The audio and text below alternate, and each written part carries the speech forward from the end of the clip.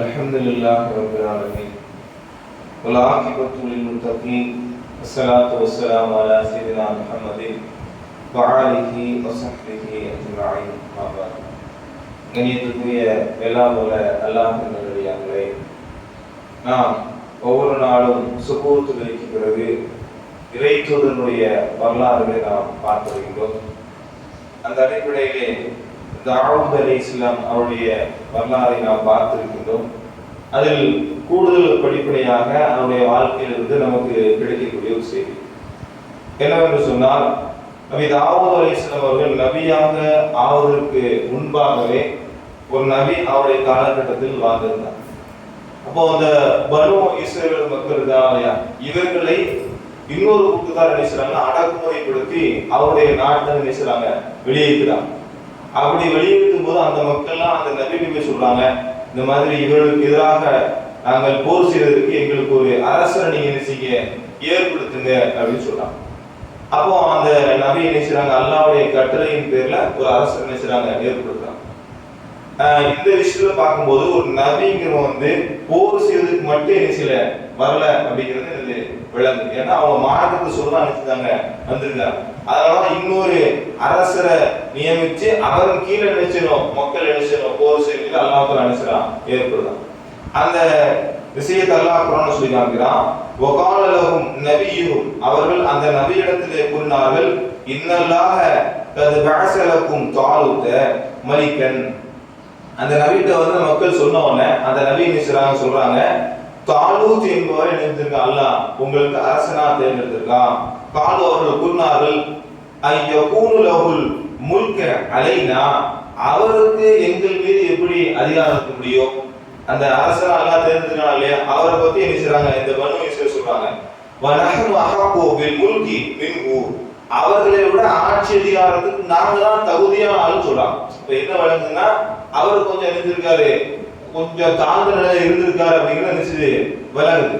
அதுக்குள்ள சொல்றாங்க வலம் யுக்த சஅகம் மினல் மால், அவரை விட நாங்கள் திரண்ட செல்வங்களை பெற்றிருக்கிறோம் சொல்றாரு.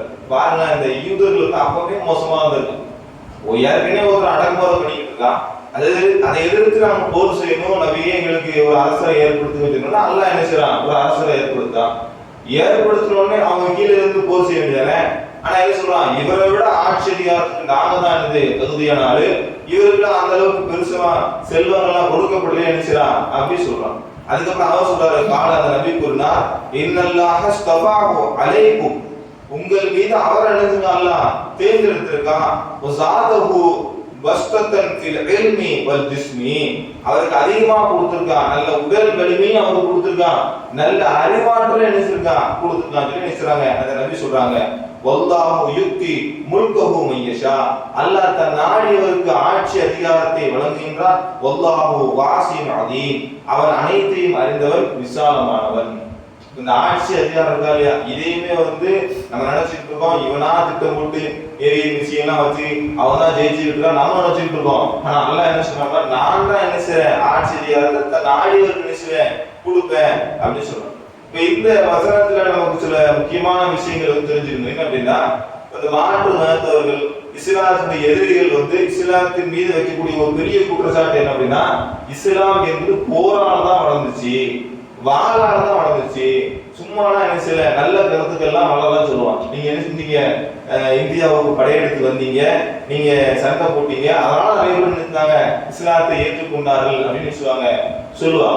அது மாதிரி நபிகள் நாயகம் ஸல்லல்லாஹு அலைஹி வஸல்லம் எத்தனையோ நல்ல கருத்துக்கள் இருக்கும்போது அதெல்லாம் விட்டுட்டு உங்க நபியும் என்ன செஞ்சாரு போர் செஞ்சாரு, அதுக்கு பின்னாடி வந்த ஹலீஃபாக்கள் என்ன செஞ்சாங்க போர் செஞ்சாங்க அப்படின்னு சொல்லுவாங்க. அப்படி சொல்லும் போது நம்ம அந்த போரை பத்தி என்ன செய்யணும் தெரிஞ்சுக்கணும். இப்ப நபிகள் நாயகம் ஸல்லல்லாஹு அலைஹி வஸல்லம் அவங்க போர் செஞ்சாங்க. ஏன் செஞ்சாங்க? தன்னுடைய சொந்த ஊரை விட்டு நினைச்சாங்க அடிச்சு துரத்தப்பட்டாங்க. சொந்த ஊர்ல இஸ்லாத்தை ஏத்துக்கிட்டாங்க ஒரே ஒரு காரணத்துக்காக. அல்லாஹ் குர்ஆன்ல சொல்றான், அல்லதீன உக்ரிஜூ மின் தியாரிஹிம் பிகைரி ஹக்கின், அவர்கள் உங்களுடைய வீடுகளில் இருந்து நீங்கள் வெளியேற்றப்பட்டீர்கள் எந்த விதமான உண்மை நிலையும் அல்லாமல். ஏன் தெரியுமா நீங்க வெளியேற்றப்பட்டீங்க? ஐயகூலு ரப்புன் அல்லாஹ், அல்லாஹ் தான் எங்களுடைய இறைவன் சொன்ன ஒரே காரணத்துக்காக வெளியேற்றப்பட்டாங்க. அப்படிதானே? அந்த மக்கள் இருந்து சகாபாக ஏன் வெளியேற்ற போட்டாங்க? சொந்த பிரச்சனையா, சொந்த சண்டையா, இல்ல மத்தவங்களுடைய செல்வங்களை திருட்டாங்களா? அப்படிலாம் கிடையாது. அல்லாஹ்தான்ப்பா இறைவன். இந்த மாதிரி படைப்பினங்கள் போய் கேட்காதீங்கன்னு சொன்ன ஒரே காரணத்துக்காண்டி சொந்த ஊரை விட்டு நினைச்சாங்க அடிச்சு பத்துறாங்க. சரி, அடிச்சு பத்துறோம்னா அவங்க மதினா போயிட்டாங்க. மதினால என்ன செய்றாங்க? ஒரு ஆட்சியை நிறுவிட்டாங்க. அப்படி இருக்கும்போது கூட என்ன பண்றான்? அந்த பத்ர் போர் நிகழ்ந்தது கூட ரசூலுல்லாஹ் தேர்ந்தெடுத்து நிகழல. என்னன்னா மதினா வழியா அந்த மக்கா வாசிகளுடைய ஒட்டகங்களுடைய சரக்குலாம் நினைச்சியும் கொண்டுட்டு வருவாங்க. இப்படி கொண்டுட்டு வருவது நியாயம் கிடையாது. இப்ப நம்ம இந்தியா இருக்குங்களே, இந்தியாவுடைய எல்லையில அவங்களுடைய அனுமதி இல்லாம பாகிஸ்தான் உள்ள நுழைய முடியுமா? ஒருத்தர் நுழைஞ்சா என்ன நடப்பாங்க? பாஸ்போர்ட் வரும், உடனே நினைச்சுவாங்க விசாரணை எல்லாம் சுட்டு தருவாங்க. ஏன் நீ எப்படி எங்க நாட்டுக்கு அனுமதி இல்லாம நுழையலாம்? சொல்லுமா இல்லையா? இதே சட்டம் அந்த காலத்துல இருந்துச்சு. அப்ப இவன் எப்படிப்பட்டவனா? ஏற்கனவே நபிகள் நாயகம் ஸல்லல்லாஹு அலைஹி அவர்களையும் அவரோட இருந்த தோழரையும் அடிச்சு வெளியே போத்துருவேன். இப்படி எல்லாம் பண்ணிட்டு திரும்பவும் நாட்டுக்கு எந்த பயம் இல்லாம வந்துட்டு போவோம் அப்படின்னா அதை எப்படி நம்ம ஏற்றுக்க முடியும்? அப்ப அதை தடுக்க என்ன செஞ்சாங்க? ரஷ்யா வந்தாங்க. அதை கூட பாத்தீங்கன்னா அந்த வியாபாரத்தை தடுத்து வந்தவங்க அவன் தப்பிச்சு போயிட்டாங்க, அபு சுஃபியான். அதுக்கப்புறம் சண்டை போட வேண்டாமா இப்படி யோசிச்சுட்டு இருக்கும்போது அங்க இருந்து அபு சுஃபியான் உங்களுடைய அந்த செல்வங்கள்லாம் பாதுகாத்து வந்துடுங்கப்பா அப்படின்னு சொல்லி செய்தி அனுப்பிட்டாங்க. மக்காவாசில நினைச்சிட்டாங்க, வந்துட்டாங்க. வந்தவங்க இவர் தப்பிச்சு போயிட்டார்ல, தப்பிச்சு போனா அபு சுஃபியான் திரும்பவும் தவறு அனுப்பிட்டாரு. இல்ல நீங்க சண்டை வேண்டாம், நம்ம தப்பிச்சு போயாச்சுப்பா, விட்டுருங்கப்பா அப்படின்னு சொல்லிட்டாங்க. ஆனா நினைச்சல அபூ ஜஹல் இவனா நினைச்சல விடல. அதெல்லாம் கிடையாது. சண்டைக்கு வந்துட்டோம், சண்டை போட்டே அவன் வந்துட்டான். எந்த அளவுக்குன்னா அவன் மக்கால இருந்து கிட்டத்தட்ட 300 மைல் பிரயாணம் பண்ணி பத்ருங்கிற இடத்துக்கு வந்திருக்கான். இவங்க எத்தனை மைல்? மதினால இருந்து 5 மைல். இதுல பாருங்க சண்டைக்கு யார் வந்திருக்கான்? இங்க இருந்து வேலை கூட திருநெல்வேலி சண்டை போடுவதுக்கும் பக்கத்துல உள்ள சண்டை வித்தியாசம் இருக்கா இல்லையா? இப்ப இவ்வளவு தூரம் சண்டைக்கு வந்தோம்னா எப்படி நம்ம சண்டை போடாம இருக்க முடியும்? சண்டை போட்டுதான் ஆகும். அதே மாதிரி உகது போர் எடுத்துருங்க, உகதுங்கிற இடத்துல போர் நடந்துச்சு. அதுல கூட மக்கால இருந்து 200 மைல் பிரயாணம் பண்ணி உகது போருக்கு நினைச்சாங்க வந்திருக்காங்க. நபிகள் நாயகம் ஸல்லல்லாஹு அலைஹி மதீனால இருந்து 80 கிலோமீட்டர் நினைச்சாங்க மைல் பிரயாணம் பண்ணி வந்திருக்காங்க. இப்படி இருக்கும்போது இப்படி வலுக்கட்டாயமா சண்டைக்கு வரும்போது எப்படி சண்டை போடாம இருக்க முடியும்? ஊருக்குள்ள நினைச்சு குழந்தைகளையும் பெண்களையும் கொல்ல ஆரம்பிச்சோம் இல்லையா? அப்ப இது போருடைய நியாயம் தானே. அதுதான் ரசூலுல்லாஹ் சண்டை போட்டாங்க. இப்ப இதை கூடாதுன்னு சொல்றான். இப்ப இதை கூடாதுன்னு சொன்னா அப்படின்னா நம்ம இந்தியாவில சுதந்திரம் போடுறதுக்கு ஏன் போராடணும்? எதுக்கு பிரிட்டிஷ்கார அடிச்சு போறதுக்காண்டி எதுக்கு நம்ம போராட்டம் பண்ணி எதுக்கு சண்டெல்லாம் போட்டோம்? அப்ப அந்த போராட்டத்தை நியாயப்படுத்த முடியும். அப்ப என்ன சொல்லுவோம்? இல்ல இது நம்முடைய சொந்த நாடு, அதனால நாங்க என்ன செஞ்சோம்? போராடணும். அதே மாதிரிதான் நபிகள் நாயகம் ஸல்லல்லாஹு அலைஹி சொந்த நாடு மக்கா. சரி, இருக்க அடிச்சு பத்துனா அதுக்கப்புறம் போய் இருந்தாங்க. அப்போ விட்டுற வேண்டியதானே? திரும்ப என்ன செஞ்சான்? சண்டைக்கு வந்தான். அல்லாஹ் குர்ஆன் சொல்லும்போது அதை கூட சொல்லுறான், வகாத்திலு ஃபீ சபீலில்லாஹ். நீங்க அல்லாஹ்வுடைய பாதையில சண்டை போடுங்க. ஏன் தெரியுமா? அல்லதீன யுகாத்திலூனக்கும். யார் உங்ககிட்ட சண்டைக்கு வராங்களோ அவங்ககிட்ட போய் என்ன செய்யுங்க? சண்டைக்கு போங்க. வலா தஅதது. நீங்கள் வரம்பு மீறாதீர்கள். இன்னல்லாஹ லா யுஹிப்புல் முஅ்ததீன். வரம்பு மீறுபவர்களை அல்லாஹ் என்ன செய்ய மாட்டான்? நேசிக்க மாட்டான். ஊருக்கு அல்லாஹ் என்ன செய்யறான்? வரம்பு மீறாத அப்படிங்க. வரம்போட நடந்துக்கோ. உன்னை எந்த அளவுக்கு அடிக்க வர அந்த அளவுக்கு நீ செய், சண்டைக்கு போ. இன்னைக்கு நடக்கூடிய போர்லாம் பாருங்க, எந்த அளவுக்கு வரம்பு மீறி தூக்கிட்டு இருக்கான். ஒரு நாட்டுல போர்னு தொடுத்து போயிட்டாங்கன்னா அந்த பெண்களை அநியாயமா கற்பழிச்சிருவானோ, சின்ன சின்ன பிள்ளைங்கலாம் கொண்டு ஒடிச்சிருவானோ, இருக்கக்கூடிய அந்த பள்ளிவாசல்கள் அந்த எல்லாத்தையும் நினைச்சிருவான், இடிச்சு தள்ளிடுவான். அந்த நபிகள் நாயகம் ஸல்லல்லாஹு அலைஹி சொல்றாங்க, ஒரு போருக்கு அனுப்புக்கு கூட ரசூலுல்லாஹ் ஒரு போர்ல ஈடுபட்டாங்க. அந்த போர்ல என்னச்சுன்னா ஒரு பெண்ணும் ஒரு குழந்தையும் கொல்லப்பட்டு கிடந்தாங்க. ரசூலுல்லாஹ் சொல்றாங்க, ஃபஅன்கர ரசூலுல்லாஹி ஸல்லல்லாஹு அலைஹி வஸல்லம். புகாரில் வரக்கூடிய செய்தி. ரசூலுல்லாஹ் வெறுத்தாங்க. எதை வெறுத்தாங்க? கத்ல நிசாஇ வஸ்பியானி. போர்ல பெண்களையும் குழந்தைகளையும் கொல்றதை வெறுத்தாங்க. இது எந்த தலைவரா இருப்பானா? யோசிச்சு பாருங்க. இன்னைக்கு இவ்வளவு பேசுறாங்க 2020ல, இன்னைக்கும் பாருங்க பலஸ்தீன்ல குண்டு போட்டுதான் இருக்கான். ஈரான் அடிச்சுக்கிட்டு இருக்கும்போது இவன் குண்டு போட்டுக்கிட்டு இருக்கு. அப்படிதானே? இப்ப இவ்வளவு தூரம் நடந்துட்டு இருக்குல்ல. இப்ப எவனாவது ஒருத்தனாவது அப்படி பாருங்க, பெண்கள் உள்ள போடுறாங்க, குழந்தைகள் உள்ள போடுறாங்க, மரங்கள் வெட்டப்படுது. இதெல்லாம் நியாயம் இல்லை. எவ்வளவு ஆயிரம். ஆனா 1400 வருஷத்துக்கு முன்னாடி நபிகள் நாயகம் ஸல்லல்லாஹு அலைஹி செஞ்ச செயலை நினைச்சான் இவன் சுட்டி காமிக்கிறான். ஆனா அதே நபிகள் நாயகம் ஸல்லல்லாஹு அலைஹி வஸல்லம் உசாமா என்று சொல்லக்கூடிய ஒரு நபித்தோழர், யாரு? ஸைத் அவருடைய மகன். இவர் அடிமைதான். இவங்களை ஒரு போருக்கு அனுப்பி வைக்கிறாங்க. புகார்ல ஒரு செய்தி. அந்த போர்ல சண்டை போட்டு இருக்கும் போது டக்குனு ஒரு ஆள் நினைச்சாருன்னா உயிருக்கு பயந்து போய் லா இலாஹ இல்லல்லாஹ் கலிமா சொல்லுது. அப்போ இது சொன்ன உடனே அன்சாரி சஹாபி என்ன பண்ணாரா? விலகிடுறாரு அவர் உள்ள. இப்ப நம்முடைய பார்வையில எப்படி சண்டை போட்டு வந்துட்டான், கலிமா சொன்னா உடம்பு பண்ணுவான், அவனை போட்டு தள்ளிடுவோம். இப்போ அதே மாதிரி என்ன செஞ்சாரு? இந்த உசாமா அவர் கொண்டுட்டார். இந்த செய்தி ரசூலுல்லாஹ்வுக்கு போயிடுச்சு.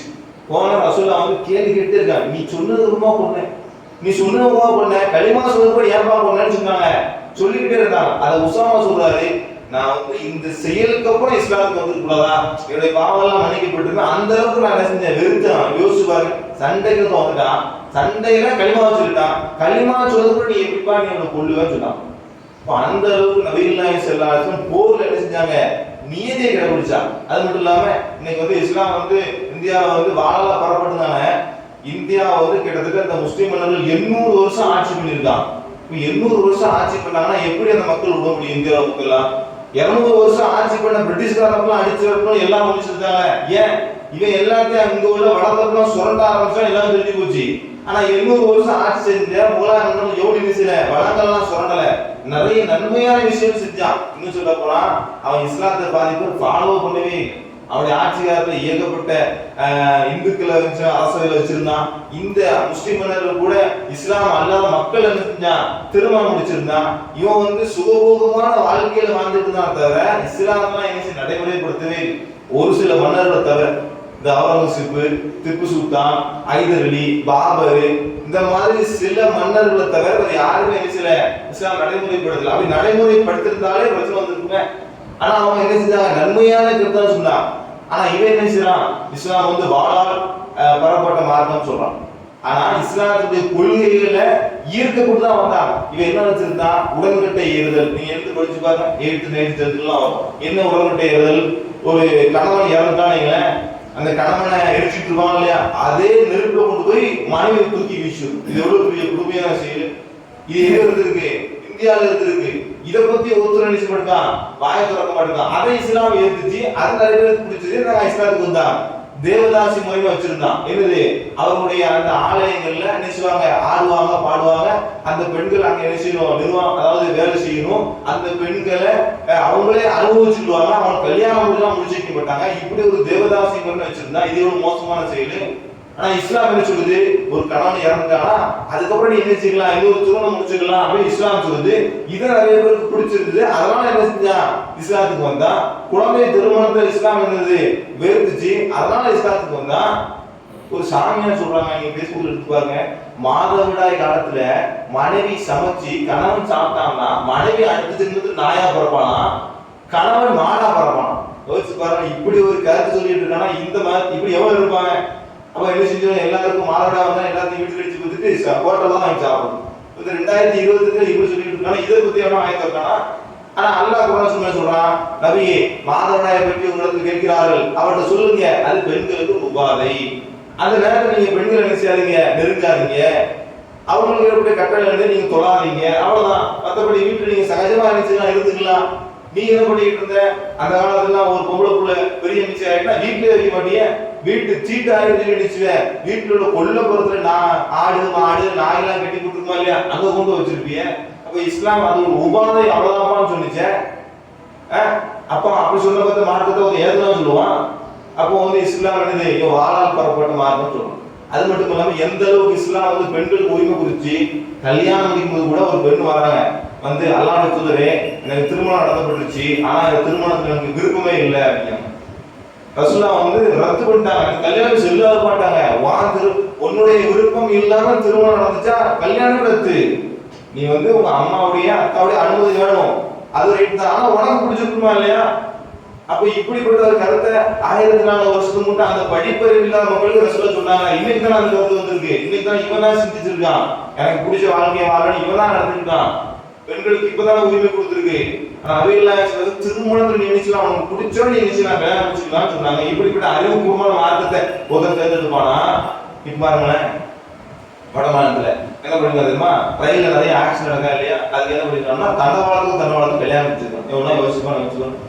தண்டவாளத்துக்கும் கல்யாணம், கல்யாணம் வந்து தண்டவாளம் மணமானா, இந்த தண்டவாளம் மணமானா, 2 பேரும் கல்யாணம் முடிச்சுன்னா 2 பேரும் சாந்தி அடைவார்கள். அதனால என்ன செய்ய மாட்டாங்க, ஆக்சிடென்ட் நடக்காது. யோசிச்சு பாருங்க எவ்வளவு முட்டாள்தனமா இருக்கான். அவன் இப்படிப்பட்ட கேடுகட்ட இந்த மாதிரி ஒரு மதத்துல ஒருத்தர் இருப்பானா, அறிவுபூர்வமா சொல்லக்கூடிய அல்லாஹ்வுடைய மார்க்கத்தில் இருப்பான்.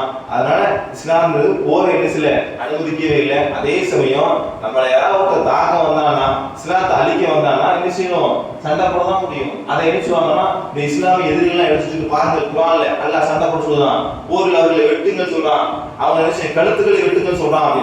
அப்புறம் போர்ல கழுத்தை வெட்டாம என்ன செய்ய முடிய வாங்கிட்டு இருக்க முடியும்? சண்டைக்கு வந்தவன் தான் என்ன செய்வோம்? நம்மளே சண்டை போடுவோம். என்ன செய்வோம்? நான் வந்து காதல் அடிக்க மாட்டேன், கண் அடிக்க மாட்டேன், வயிற்று மட்டும் தான் குத்துவோம், அப்படியே போட்டுருவோமா? போர் வந்தா என்ன செய்வோம்? சண்டை போட செய்வோம். அதே சமயம் அல்லாஹ் சொல்றான், நீங்க சண்டை விட்டு அவர் விலகி விட்டால், சமாதானத்தை விட்டா நீங்க செய்யாதீங்க, சண்டை போடாதீங்க. அப்படி சொல்லுதா இல்லையா? ஆனா நீங்க என்ன பண்ணிட்டு இருக்க? இன்னைக்கு என்னது, ஒரு பலஸ்தீன நாடை போட்டு எத்தனை அடிச்சுக்கிட்டே இருக்கான். எல்லா நாடும் வாய் மூடி பார்த்துட்டு இருக்கீங்க. போர் வேண்டாம் அது சொல்லுங்க, பினிஷ் பண்ணுவோம், சொல்ல மாட்டோம். அதனால இந்த போர்ல மிகப்பெரிய படிப்பை எல்லாம் வைத்திருக்கலாம். அதனால இந்த மார்க்கத்தை அலைமுறையில் படித்து மற்ற மக்களுக்கு எடுத்து சொல்லக்கூடிய ஒரு நல்ல மக்களாக நம் அனைவரையும் நாம் வாசிக்கிறவான அல்ஹம்துலில்லாஹ்.